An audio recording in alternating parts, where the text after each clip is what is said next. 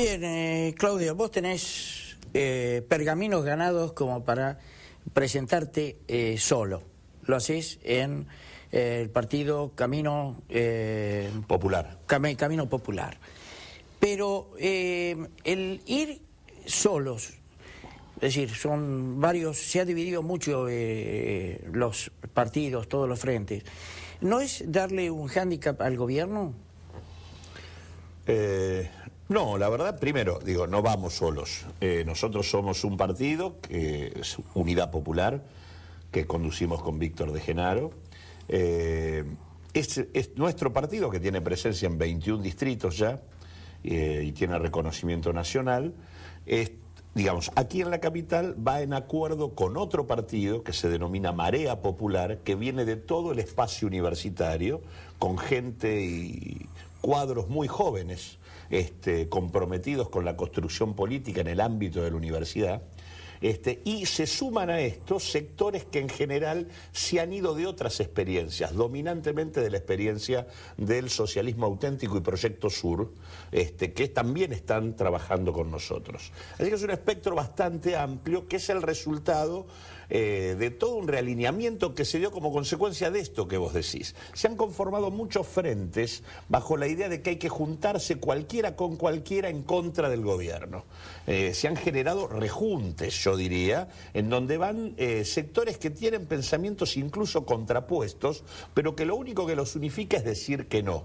Esto ha producido, digo, desde nuestro punto de vista, el efecto exactamente contrario. En lugar de permitir hacer una buena oposición al gobierno, lo que permite es que el gobierno tenga más oxígeno. La experiencia la tuvimos en el 2009, digamos, se hizo el acuerdo cívico y social, que en el 2009 hizo una elección razonable, pero como la único que existía ahí era una suerte de no. En el momento en donde hubo que dar dos pasos para proponer una alternativa, terminó recomponiéndose el gobierno nacional y sacando el 54% de los votos. La idea del todos contra algo, para nosotros, no construye nada. Por lo tanto, lo que nosotros privilegiamos es ser capaces de plantear una propuesta política distinta que implique cómo se gobierna esta Argentina de otro modo. Vos te separaste de Lilita Carrió, de Pino Solanas, en realidad, de Pino Solanas, porque se alió a Lilita Carrió. Nosotros durante mucho tiempo fuimos fundadores junto con Pino Solanas de lo que se denominó Movimiento Proyecto Sur. Desde nuestro partido siempre, Unidad Popular, fundamos ese movimiento. Y durante mucho tiempo trabajamos con él hasta, te diría, el año 2011, donde Pino Solanas ya ahí tomó una actitud determinada que fue decidir no ser candidato a presidente a último momento, sin prácticamente discutirlo con nadie, y luego no abrirse a la conformación de un frente que en ese momento encaramos, que fue el Frente Amplio Progresista. Ahí fue la primer fractura con Pino Solanas. Luego ahora estábamos trabajando de vuelta en el intento de un armado común, y otra vez Pino apareció ahora aliado con Lilita Carrió, pero no solo con Carrió, con los radicales, con todo lo que en algún momento cuestionó y dijo que no había que hacer. Como consecuencia de esto, buena parte del partido que había fundado Pino Solanas está trabajando hoy con nosotros. En realidad, te diría que Pino prácticamente quedó él con sus amigos junto con Lilita Carrió. Me causó gracia eso que dijiste, que Pino no terminaba de dejar su posición de director de cine y maneja las cosas de acuerdo a cómo él la visualiza. La política para nosotros sí es una tarea más colectiva, que supone... Aparte porque después eso uno lo lleva como impronta a cualquier intento de gobierno. Digo, la idea del personalismo exacerbado como criterio de construcción política da resultados complicados. De hecho, tenemos algunos ejemplos concretos a la vista. Así que nosotros, en general, para nosotros la construcción política desde siempre es una tarea mucho más colectiva, de crear organización, que la sociedad y sus distintos sectores puedan expresarse, participar, decidir. Somos hijos de construcciones que hemos hecho en todo el país. Hemos fundado una central de trabajadores con muchas organizaciones, tenemos armadas organizaciones que trabajan sobre vivienda, sobre salud, sobre educación en toda la Argentina. Digo, nosotros trabajamos de otra manera, no trabajamos haciendo un culto de la persona. Si me dejás hacer una consideración de Víctor de Llenaro, ¿cómo no?, con quien vos te vas junto con él, es un sindicalista pobre, que sigue pobre, y estoy seguro que cuando termine de actuar en el sindicalismo y en la política, va a seguir siendo pobre. Sí, digamos que para nosotros la política no es digamos, un instrumento de movilidad social ascendente para la persona que se mete en ella. Trabajamos, por eso digo, para nosotros la política es crear herramientas para que la sociedad pueda gobernarse, pueda decidir de qué manera organizar mejor su vida. Eso es lo que de alguna manera venimos haciendo, y yo te diría que es una de las claves que nos diferencia de buena parte de lo que es el sistema de partidos dominante hoy. Nosotros trabajamos creando herramientas de participación porque creemos en serio en que la posibilidad de una sociedad con menores niveles de desigualdad está asociada a que sean más los que puedan decidir. Y te lo pongo en ejemplos concretos. Digo, un tema de fondo de la Argentina de hoy es el tema de la inflación, algo que joroba el bolsillo de la gente, y en donde se discute, por ejemplo, el tema de el control de los precios, el congelamiento y demás. Y la verdad es que se discuten cosas que, en términos generales, uno podría decir, es razonable que en una economía donde hay actores económicos concentrados y demás, haya control y regulación del Estado. Pero no se hace poniendo un congelamiento en el precio final. En realidad, digo, hoy tenemos el tema del pan, por ejemplo. El problema de que el pan salga a 20 pesos no se resuelve con el tema del pan. Se resuelve discutiendo toda la cadena de producción, lo cual implica la producción de la materia prima, el grado de concentración de los molinos, la situación de todos los actores. Y uno lo que tendría que tener es, sector por sector, participando las grandes empresas, las pequeñas, los trabajadores, los consumidores, y ahí el Estado regulando. Con participación se pueden auditar los costos y los precios, descargando las responsabilidades como corresponden y manejando las cosas en serio. Ahora, Claudio, este tema del pan, de los 500 productos y demás, cuando aparece Moreno, ya manejándose como ministro de Economía, empieza a intervenir cuando en las góndolas no faltaba nada. Vos comprabas el producto que querías, la marca que querías, a precios razonables. Empieza a intervenir el gobierno a través de Moreno, empiezan a faltar productos, empiezan a escaparse los precios, la carne deja de ser lo que éramos principales exportadores, para hoy ser secundarios, y interviene también en orientando la producción agropecuaria. Entonces, hoy no hay trigo porque el trigo no abunda, ¿cierto? Yo te diría que pasan las dos cosas, digamos. Primero, el problema no es la intervención, es quién interviene y cómo. Moreno tiene una manera de intervenir que complica las cosas de manera innecesaria y en favor de algunos. Hoy yo te diría, el 70% del trigo disponible hasta la próxima cosecha está en manos de los exportadores. Amigos de Moreno. Claro. Moreno es el que acordó con los exportadores al comienzo de la campaña que ellos podían comprar hasta 6 millones de toneladas. Cuando vos tuviste solo 9 millones de producción, y ahí te vino el problema, porque los exportadores primero exportaron 3 y el resto se lo quedaron, y con eso condicionan el precio. Además que son exportadores, que muchos de ellos además también están dentro de los molinos que hacen la harina. Digo, Cargill es exportador y es el principal molinero de la Argentina. Entonces digo, si uno asocia la intervención del Estado al sector más fuerte de la cadena, lo que termina produciendo es esto. Ahora, también digo, entonces, ¿hoy hay trigo? Sí, lo tienen algunos. Y lo que hay que discutir es con los que lo tienen para que lo pongan al precio que lo tienen que poner. Que tiene que tener relación con los costos de producción, no con una maniobra en función de su poder dominante en el mercado. Ese es un tema. Es cierto lo otro que vos decís, que es fruto de haber permitido un proceso de sojización extremo. Hoy la superficie cultivada de trigo está estancada en la Argentina. Claro. Y eso ¿por qué? Porque la soja inunda todo.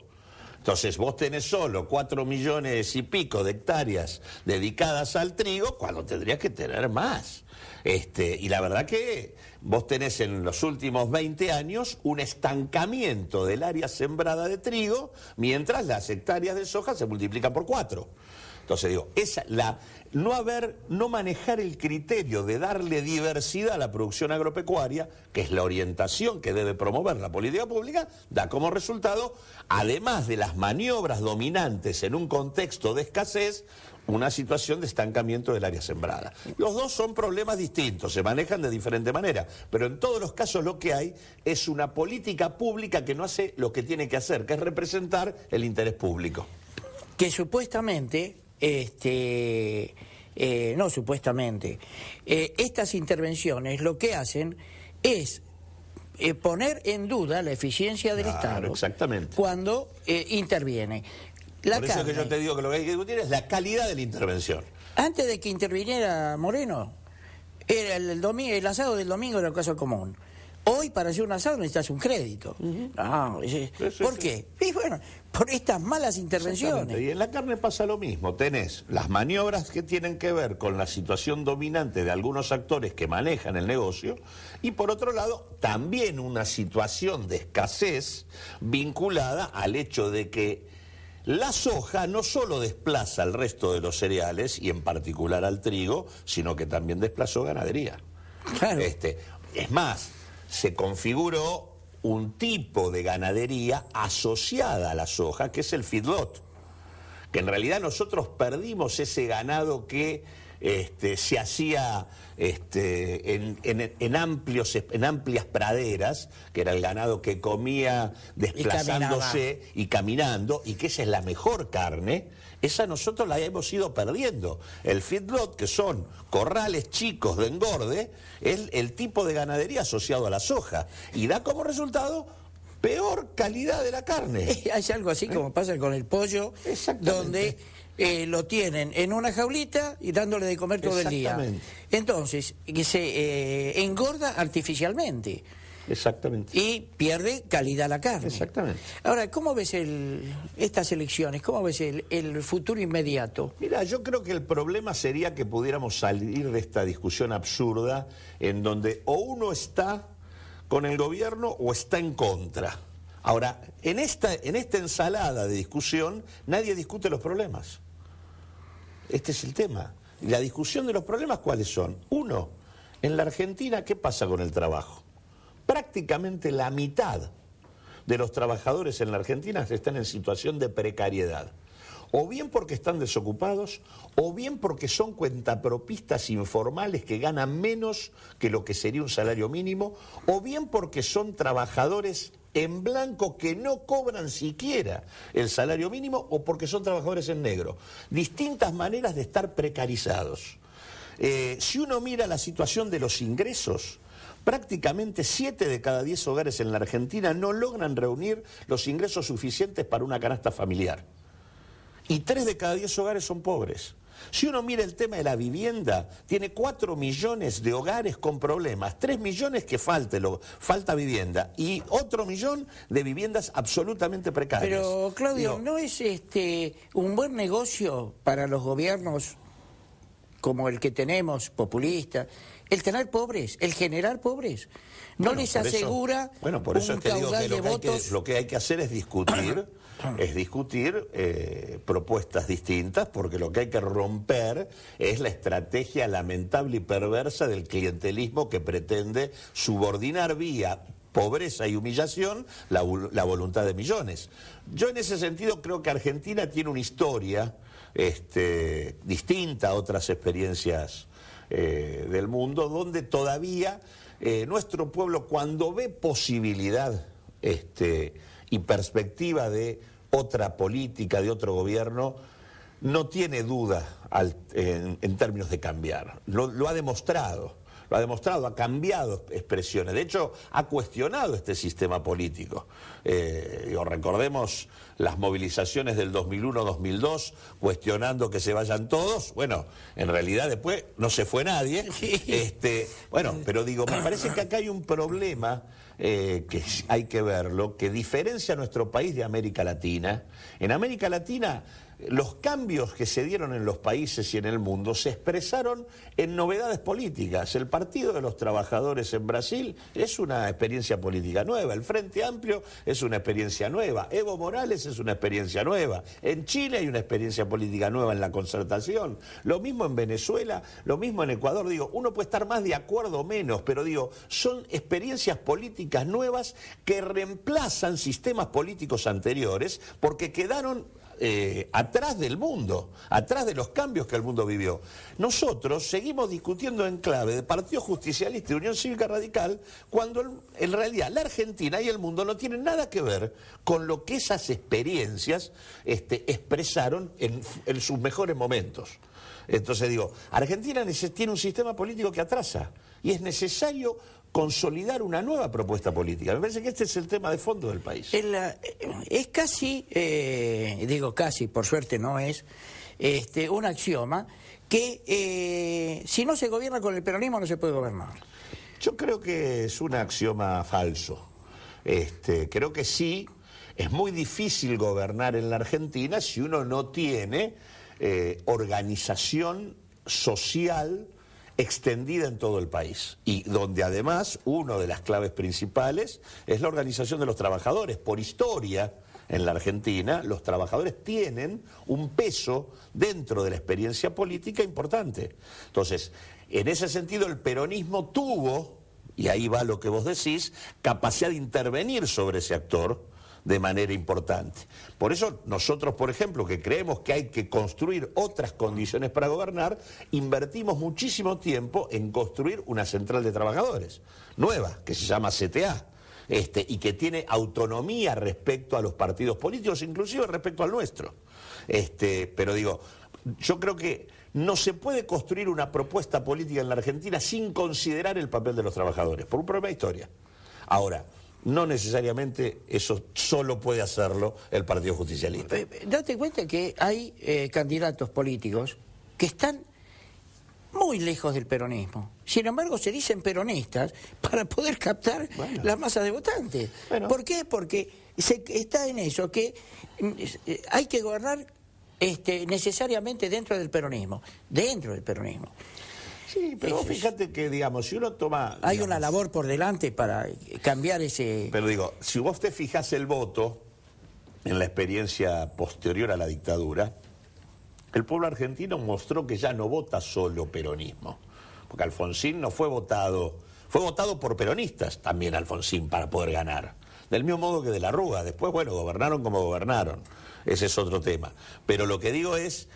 El voto no está, como estuvo antes, tan capturado por la experiencia peronista. En ese sentido, esa identidad ya no es como era antes. Lo que sí es cierto es que, digamos, si uno no desarrolla construcción política organizada en todo el país, es muy difícil gobernar y es muy difícil...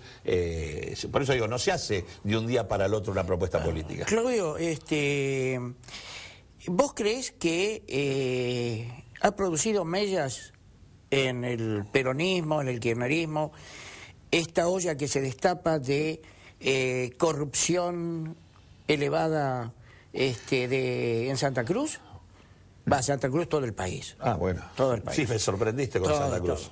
Empieza en Santa Cruz. Empieza en Santa Cruz. No, sí, yo creo que hay una... A ver, digo, la corrupción como tal es un sistema en la Argentina. No es un fenómeno individual.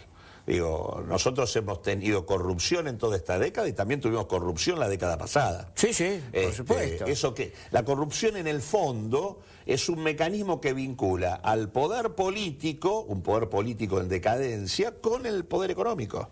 Y que de alguna manera desvincula a la democracia de la gente. Eso es lo que hace. Y la gente, cuando ve la situación de corrupción, toma distancia. esas cosas se bancan más o menos de acuerdo a cuando venga el escenario económico-social. El escenario social de la Argentina hoy se está complicando porque la política del gobierno ya se acabó. O sea, el gobierno está agotado en términos de poder mostrar mejoras sociales significativas. Acá hubo desde mediados del 2002 hasta el 2007 una recomposición de la actividad económica que se tradujo en efectos sociales concretos. Y en el 2007 en adelante ya empezaron los problemas y en el 2002 esto se paró. La economía en alguna medida, en su capacidad de producir empleo, ingresos y mejora social concreta, está frenada. Y en ese sentido, cuando hay un contexto de estancamiento en la recuperación social, los fenómenos de corrupción, en donde se muestra la cúpula del poder político gubernamental enriqueciéndose, en realidad generan obviamente situaciones de conflicto con la gente. Yo creo que, digamos, en este contexto, esa experiencia sí produce mella. Para terminar, yo creo que le vino, pobrecita, ¿no? Ángeles Rawson, qué bien le vino al gobierno para que la gente estuviera 24 horas en todos los canales de noticias hablando del portero y de la chica y se olvidara de las denuncias de la Nata, porque las denuncias de la Nata pasaron a segundo plano. Sí, con todo el drama que supone, ¿no?, ese tema. Pobrecita. Sí, porque aparte el maltrato que tuvo el tema en términos mediáticos fue realmente lamentable y porque además, más allá del caso, que obviamente merecerá todo el castigo que corresponde, la problemática y el riesgo en el que viven los adolescentes en la Argentina son múltiples las razones, ¿no? Entre ellos los cerca de 900.000 pibes que no estudian ni trabajan en nuestro país, habla de una situación de fragilidad para ese segmento social, esa generación nuestra que es terrible. Así que, digamos, muy maltratado el tema y obviamente produce también el desplazamiento de la atención sobre otras cosas, ¿no? Gracias, Claudio. No, gracias a vos. Yo decía que nos ibas a ilustrar y no me equivoqué. Bueno, ojalá. Gracias. Vamos a un corte, señor director.